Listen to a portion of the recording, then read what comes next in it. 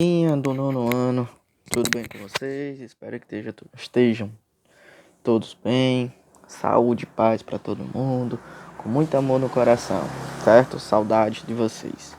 Pessoal, vou pedir encarecidamente que vocês peguem o material de vocês e abram na página 55 e posteriormente 56. Eu vou ajudar vocês a responder estas questões aí, a 17 e a questão 18, que é uma questão muito boa da PUC do Rio, tá certo? A 19 vocês vão fazer. Bom, para começo de conversa, antes que a gente pudesse delinear, né, sobre a questão 17, nós precisamos fazer a leitura desta historinha, que é velha história. Mas antes de começarmos propriamente dito a caracterização dessa história, né, do fato de fazermos a leitura desse texto, que é muito bom, muito bonito, no caso, eu quero lembrar para vocês que, conforme a gente estava falando nas aulas anteriores, sobre a composição dos períodos, né? Eu tenho o período simples e eu tenho o período composto. O que é período simples? Período simples é aquele período em que apresenta um único verbo, né? Ana saiu cedo. Pronto. Nesse Ana saiu cedo, você tem um período simples. Professor, por que eu tenho um período simples? Porque eu tenho a utilização de um verbo só, que é um verbo intransitivo. Ana saiu. Esse cedo aí é onde junta adverbial de tempo. Foi o tempo em que ela saiu. Ok? Então, pessoal, isto é chamado de período simples. Ok? Professor, e o que é um período composto? Bom, período composto é aquele período que é composto por dois ou mais verbos, né? E durante essas características, nós estamos aprendendo sobre orações coordenadas agora, né?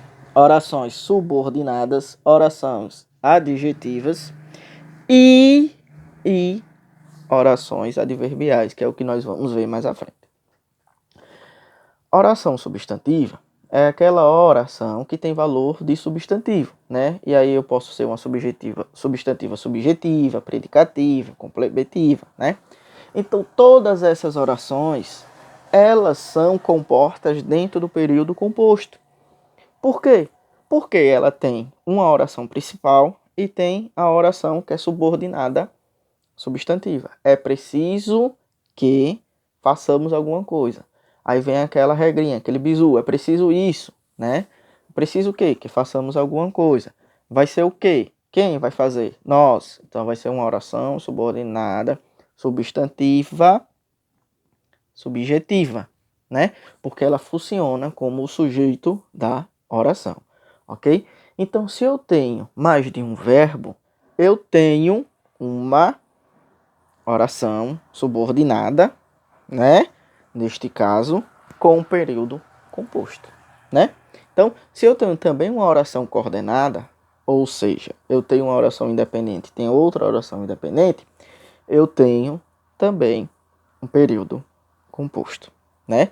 Ele foi ao trabalho, mas não conseguiu entrar. Porque quando a gente vai ao trabalho, normalmente a gente entra. Mas ele não conseguiu entrar porque certamente chegou atrasado. Então você tem uma oração coordenada aí. Coordenada adversativa. Por quê, professor? Porque você tem a conjunção de adversidade, que é o mais. Ok? Tranquilo? Isso é oração coordenada. Mas não conseguiu entrar. São orações independentes. É tanto que essa oração ela vem por meio da vírgula. Tá certo? E temos as orações adjetivas, né? Que é aquelas orações que funciona como um pronome relativo. A casa que moro é bonita. Então esse que está retomando casa. Então essa casa aí está sendo retomada pelo pronome relativo que. Desta forma, você tem uma oração adjetiva, porque este que não é uma conjunção integrante. Este que é um pronome relativo. Pessoal, por que eu sempre enfatizo isso e estou enfatizando constantemente? Vocês vão precisar muito dessas análises sintáticas posteriormente. Olha, esse assunto que a gente tá vendo aqui, que eu estou rememorando para vocês, vocês vão ver no primeiro ano, vocês vão ver no segundo ano, vocês vão ver no terceiro ano, vocês vão ver em prova de concurso, vocês vão ver bastante, pessoal. Então, por favor, se atentem constantemente do que eu estou enfatizando, ok? E aí, pessoal, nós temos essa característica aí, ó, velha história, tá certo? Vocês vão dar uma lida, é uma história muito bonitinha e ao mesmo tempo tristinha quando chega lá no final de Maruquitana, né? Mas é uma história que nos faz refletir bastante, porque ela tem um adereço emotivo, né? Mas quando chega no final, ela nos surpreende bastante, né? Ela nos torna surpreendente, porque o final vocês... Vixe Maria, aconteceu isso mesmo. O ato do rapaz se preocupar com um peixinho faz com que ele pense de forma diferente. Mas esse ato que ele fez, infelizmente, acabou ocasionando nenhuma que a gente não queria que fosse. Mas ele tentou fazer o melhor para alguém que ele amava, entendeu? Então leia a historinha, é bastante bonita, bastante interessante, certo? Para que o vídeo não fique muito longo assim, o professor vai responder algumas questões, ajudar vocês a responder.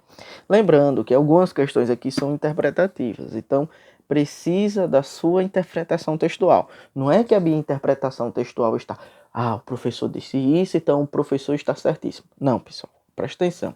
Quando eu leio algo, eu tenho uma interpretação. Quando você, aluno, lê algo, você tem outra interpretação. Eu aprendo muito com vocês, assim como vocês aprendem comigo, né? Então, esse negócio de interpretação é um negócio bem amplo, né? Se eu disser uma frase aqui agora, todo mundo vai ter uma interpretação sobre essa frase. Todo mundo vai ter uma interpretação diferente sobre essa frase, não é verdade? Então é preciso a gente deter desse aspecto, que eu preciso ter a minha parte interpretativa. Você não precisa copiar. Eu gosto muito quando o aluno copia aquilo que ele entendeu também, né? Como eu disse, eu vou ajudar vocês a responder, mas é preciso que vocês tenham os seus traços interpretativos, tá bom? Na letra A, comente em um parágrafo a intenção do homem guardar o peixe no bolso e se o objetivo dele foi alcançado. Ó, como eu disse para vocês, até aí quando vocês vão ler a historinha, é bastante interessante. Em um certo momento, quando o rapaz pega o peixe, o objetivo é alcançado, né, de pescar o peixe. Mas quando ele vê o peixe lá todo bonitinho, ele sente pena de fazer algo com esse peixe. Então ele começa a criar esse peixe, começa a criar um vínculo com esse peixe, começa a deter de uma certa harmonia com esse peixe, com esse animalzinho. Ele começa a ter muito amor por esse peixe, certo? E o objetivo é alcançado em determinados momentos, sim. Porque além dele pescar, ele começa a ter um vínculo com esse peixe, ele começa a ter amor por esse peixe. Mas chega um determinado momento em que ele quer fazer o bem para o peixinho, mas infelizmente o peixinho acaba morrendo, não é verdade? Então, em um certo momento da história, o objetivo é alcançado, mas em um determinado momento já não é alcançado mais. Principalmente quando a gente se surpreende com o final da historinha. Ok? Perfeito? B. A oração adverbial responsável pela introdução do elemento modificador. Enquanto isso, o carro do ovo passa por aqui. A oração adverbial responsável pela introdução do elemento modificador da narrativa é até que apoiou um peixinho. Foi separada da oração por um ponto final. Levante hipótese. Existe algum motivo para a substituição da vírgula nesse caso? Pessoal, quero que vocês voltem à historinha. Até que apanhou um peixinho. Ela está separada da sua oração anterior, né? Presta atenção. Na oração anterior, nós temos: era uma vez um homem que estava pescando, vírgula, Maria. O que quer dizer esta característica, né? Era uma vez um homem que estava pescando, vírgula, Maria, né? O que é que quer dizer essa característica? Deixa eu passar o... Ora, carro do ovo, meu filho. Adianta aí, meu amor. Ótimo. Já diminuiu a zoada do carro do ovo, né? O que é que acontece com essa característica aí, né? Era uma vez um homem que estava pescando, vírgula Maria. O interlocutor que está dizendo, que escreveu essa historinha, é como se ele estivesse conversando com uma pessoa chamada Maria, né? Suponhamos que existe uma pessoa aqui do lado, né? E você, era uma vez um homem que estava pescando. Maria. entendeu? É como se eu estivesse conversando com Maria nesse exato momento, entendeu? Com uma pessoa chamada Maria, tá certo? Então, perante essas nuances características, você permeia que esse uso da vírgula aí é para sistematizar que há alguém em que o escritor, no exato momento que está escrevendo esta historinha, ele detém de alguém, ele se lembra de alguém, ele conta essa história para alguém, tá certo? Aí vem, existe algum motivo para a substituição da vírgula nesse caso? Ele quer dizer que esse ponto final posterior à palavra Maria, até que apanhou um peixinho. Existe uma característica? Sim, porque é onde ele começa outro período. E quando a gente começa outro período, normalmente a gente utiliza esse ponto continuativo, tá bom? E como o termo antecedente já está entre vírgulas, que é o termo Maria, para fazer síntese que ele está rememorando Maria, que ele está escrevendo para Maria, você não poderia utilizar outra vírgula aí. Então, um ponto continuativo é de fundamental importância, tá certo? Ok?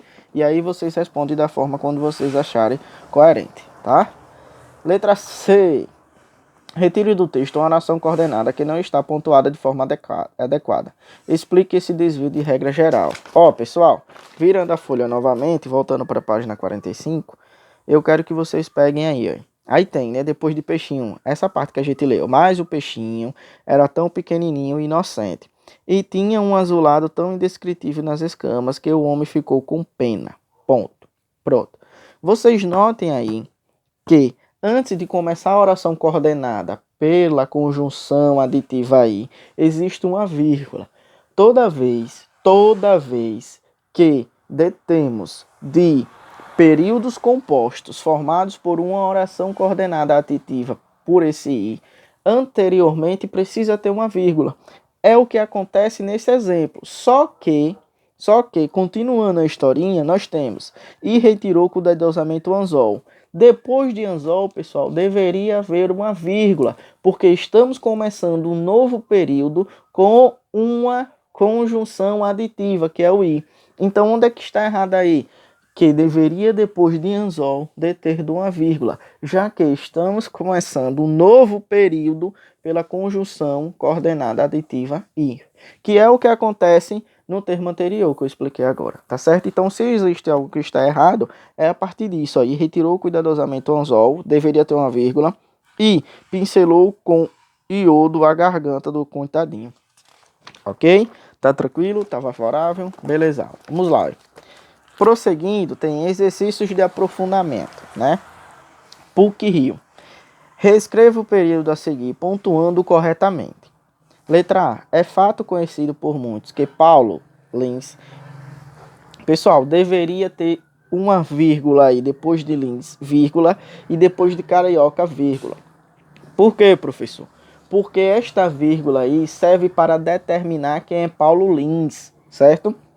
É o que nós chamamos de aposto. Um aposto, ele caracteriza quem é a pessoa. É um termo caracterizador. Então, depois de Paulo Lins, deveríamos ter vírgula antes de escritor e depois da palavra carioca, porque eu estou determinando, eu estou caracterizando quem é Paulo Lins, tá certo? Então, essa seria a resposta correta para a letra A. Letra B. Facinho, facinho, ó. Construa períodos compostos por subordinação, transformando as orações destacadas em subordinadas adjetivas. Respeita o início indicado. Veja o exemplo. Aquela devota chegou tarde. A devota não conseguiu entrar na igreja. Aí, quando ele juntou as duas orações, transformando em oração adjetiva. Lembrando que é uma oração adjetiva é aquela oração em que eu tenho a junção de duas orações, transformando em um período composto pelo pronome relativo. E muitas das vezes, no caso, o pronome relativo é o que, ok? Aí, aquela devota que. Não dá para mim substituir esse que por isso, essa oração, aquela devota isso, não dá. E note que esse que está retomando a palavra devota, o termo antecedente. Então, é um pronome relativo, ok? Aquela devota que chegou tarde e não conseguiu entrar na igreja. Pronto, beleza, foi a que ele respondeu. Agora vamos responder as próximas. Estava sentada sobre uma pequena muralha, converti a pequena muralha em meu observatório. Transformando, estava sentada sobre uma pequena muralha que converti a pequena muralha para meu observatório. Certo? Este que está retomando a palavra muralha. Pronto. A morte daquele homem mobilizou a comunidade. Aquele homem era um trabalhador honesto. Aquele homem. A morte daquele homem mobilizou a comunidade que era um trabalhador para esta. Para esta quem? A comunidade. Este que está retomando quem? Comunidade. Tá certo, pessoal? Bom, e aí vocês respondem a questão 19, FUVEST, certo? Leiam atentamente e respondam atentamente também. Tá certo, pessoal? Tchau, até mais. Deus abençoe a cada um de vocês. Saúde e paz.